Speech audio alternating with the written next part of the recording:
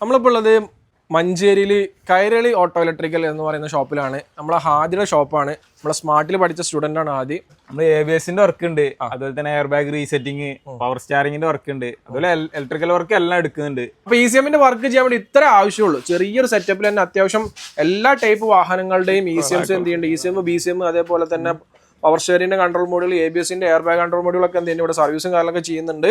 ഇപ്പോൾ നോർമലി ആദ്യം പ്രീമിയം വാഹനങ്ങളായാലും നോർമൽ വാഹനങ്ങൾക്കും സ്കാനിംഗ് ടൂൾ അത്യാവശ്യമാണ് അല്ലേ? സ്കാനിംഗ് ടൂൾ ഇല്ലാതെ ഈ പരിപാടി നടക്കുമോ?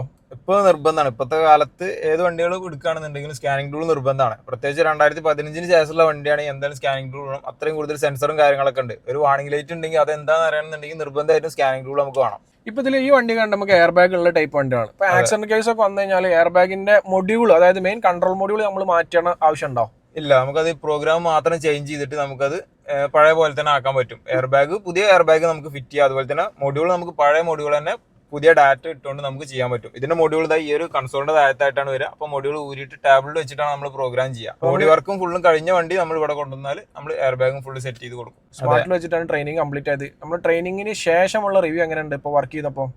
കുഴപ്പമില്ല. നമുക്ക് എന്തെങ്കിലും ഡൗട്ട് ഉണ്ടെങ്കിലൊക്കെ വിളിച്ചു കഴിഞ്ഞാൽ ഫോൺ എടുക്കാനും കുറെ ആളുകളുണ്ട്, സപ്പോർട്ട് ചെയ്യാൻ കുറെ ആളുകളുണ്ട്. അതൊക്കെ തന്നെ വലിയ കാര്യം. ഇവിടെ സ്പെഷ്യൽ ആയിട്ട് എന്തൊക്കെ ചെയ്യണ്ടാ ആഷിക്കും നമ്മളെ സ്മാർട്ട് ഓട്ടോമോട്ടീവിലെ സ്റ്റുഡന്റ് ആണ്. ഇപ്പൊ പവർ സ്റ്റിയറിംഗ് ഇല്ലാത്ത വണ്ടിയിൽ പവർ സ്റ്റിയറിംഗ് അസംബിൾ ചെയ്ത് കൊടുക്കണം നിങ്ങൾ?